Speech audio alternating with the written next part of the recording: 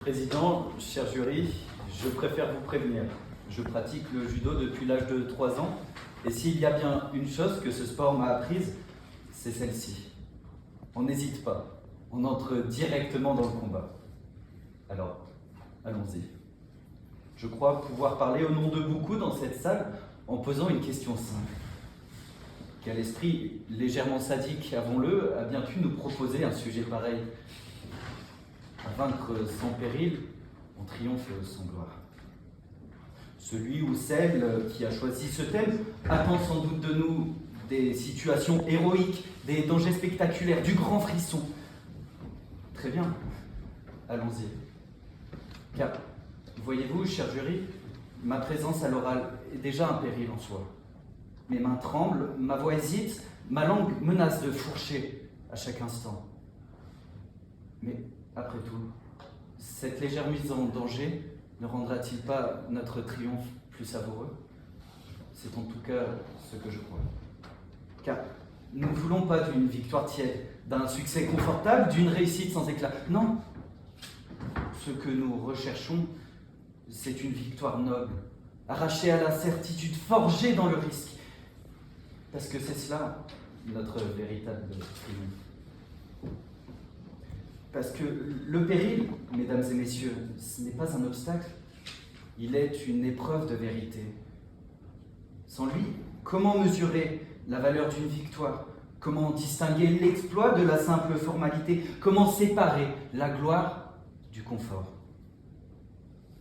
Imaginez un alpiniste qui atteindrait un sommet par escalator.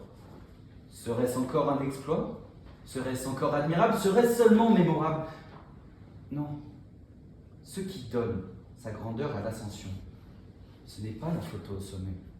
C'est le vertige, c'est la fatigue, c'est la peur de tomber. Autrement dit, c'est le péril. Et le sport, le sait mieux que quiconque. Un adversaire qui gagne une médaille sans adversaire, ce n'est pas une victoire. Ce qui fait trembler un stade, ce qui suspend le souffle du public, ce qui grave un moment dans l'histoire, ce n'est pas la certitude de gagner, c'est l'incertitude de perdre. Mais quittons un instant les terrains et les montagnes. Parlons de nous, de nos vies, de nos choix, de vos choix. Car le péril, on l'a dit, il ne se limite pas aux falaises ni aux finales olympiques. Il se cache derrière chaque décision importante.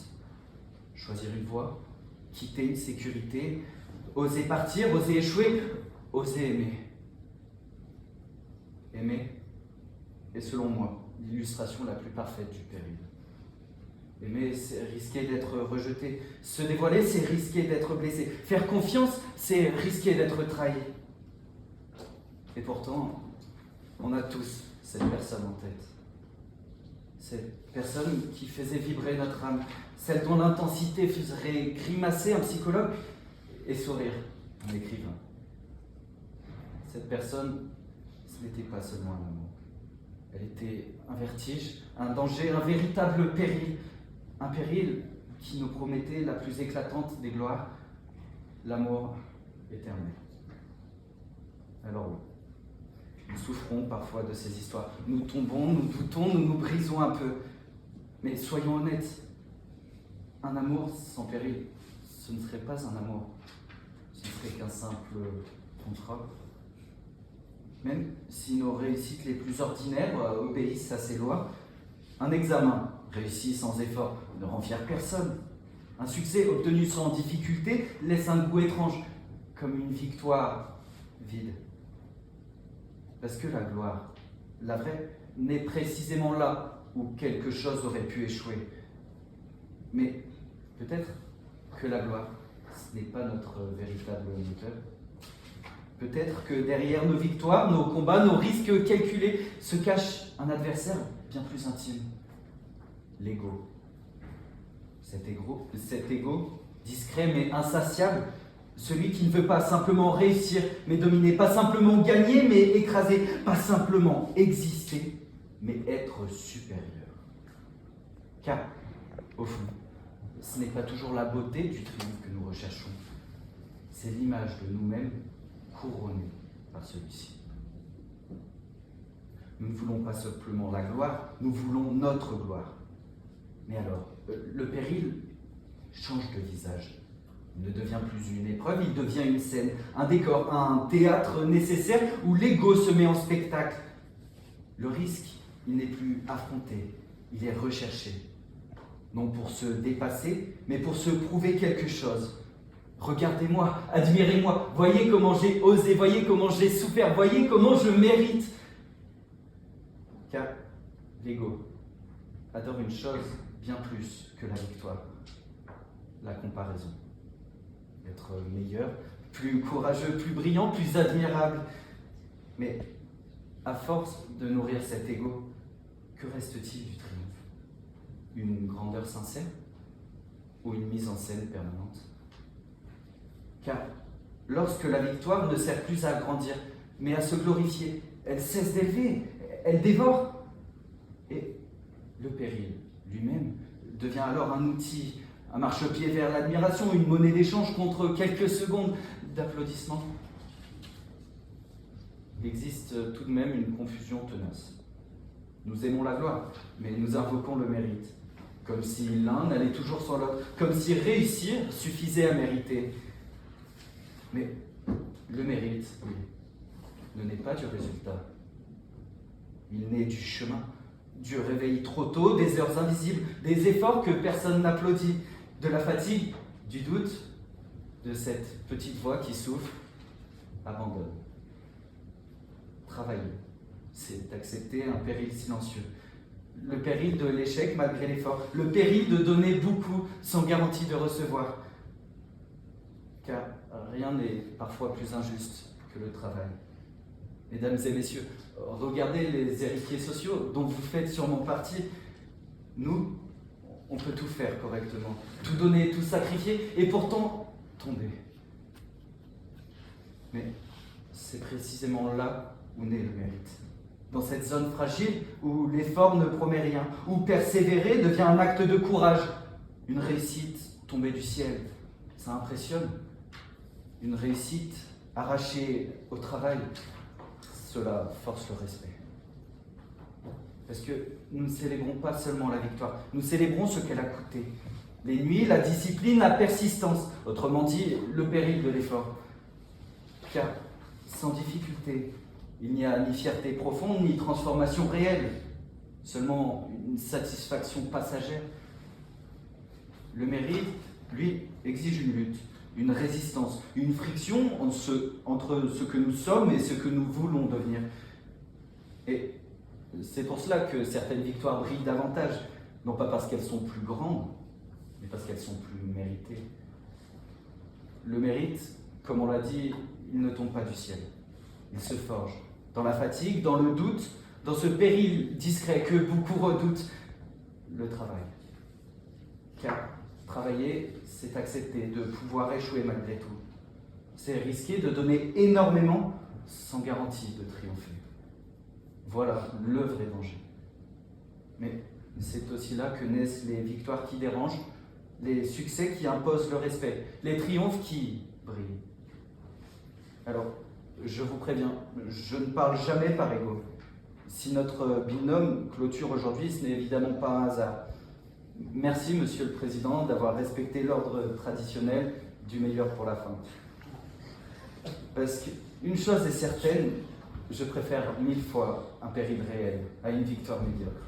Une chute audacieuse à un succès tiède, un combat risqué à un triomphe sans saveur. Merci. Un triomphe sans saveur. Monsieur le Président, Mesdames et Messieurs du jury, mon confrère se moque de vous.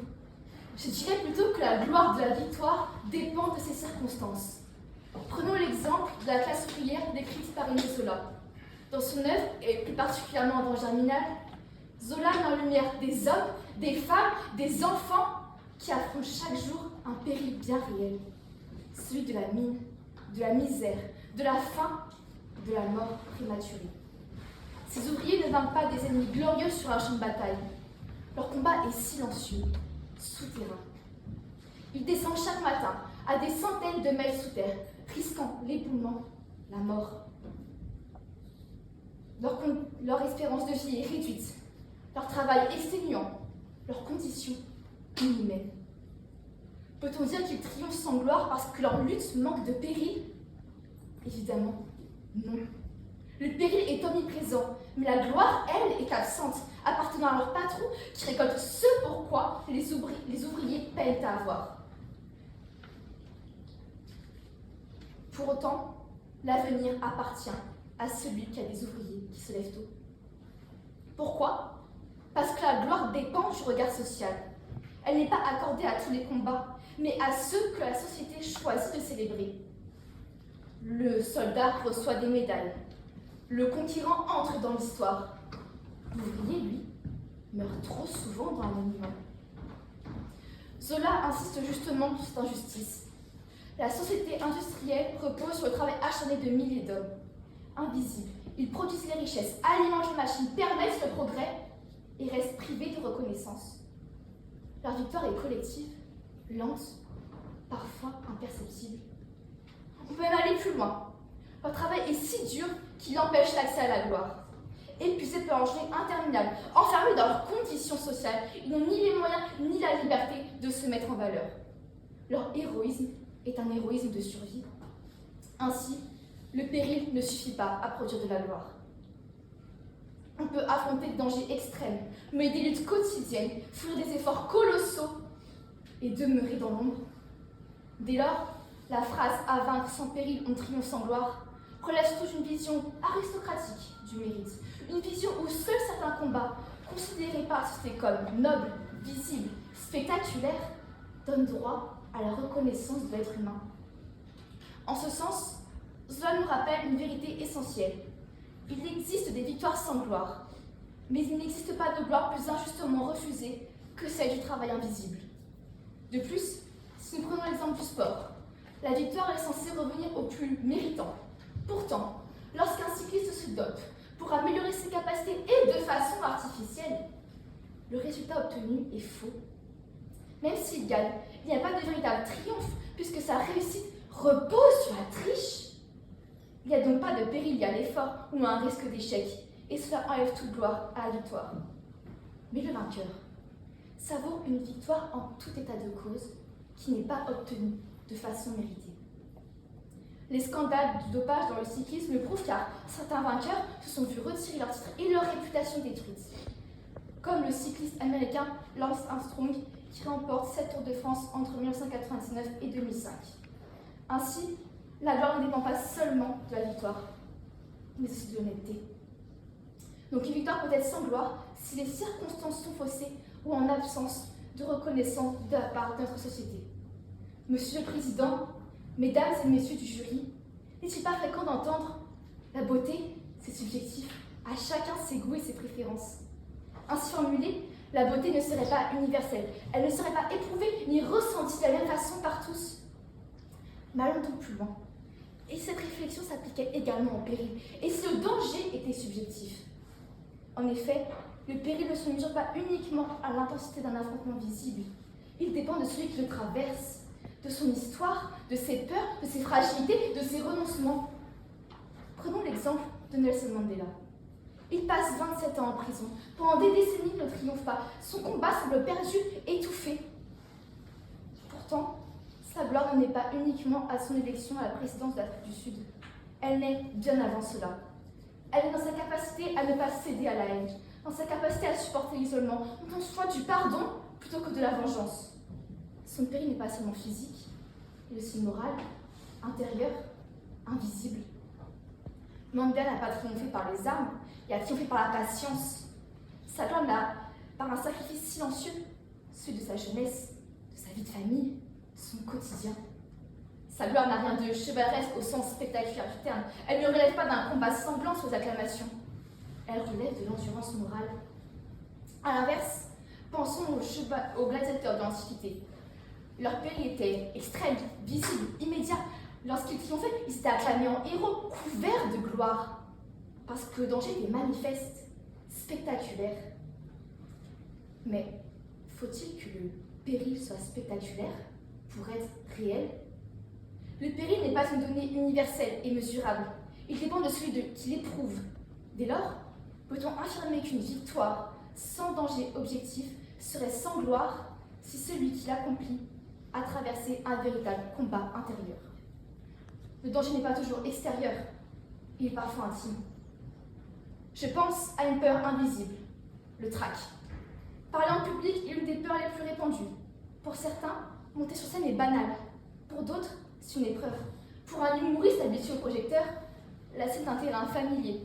Pour un élève timide, c'est une bataille. Me tenir devant vous peut constituer dans une certaine mesure mon péril, alors que pour vous, ce genre d'exercice oratoire est presque quotidien, voire naturel. Si Corneille affirme que l'on triomphe sans gloire lorsque l'on vainc sans péril, il suppose un péril objectif, visible, mesurable, un danger éclatant. Pour autant, le péril est souvent subjectif, intime, invisible. La gloire ne découle donc pas mécaniquement d'un spectacle du danger. Elle peut être d'un sacrifice personnel, d'un dépassement de soi, d'un combat silencieux que personne ne voit. Et ainsi, toute victoire ne dépend pas de la grandeur apparente du danger, mais de l'intensité du combat qu'elle représente pour celui qui la remporte. Et peut-être que la véritable gloire ne se mesure pas au bruit des applaudissements, mais au courage qu'il a fallu pour monter sur scène.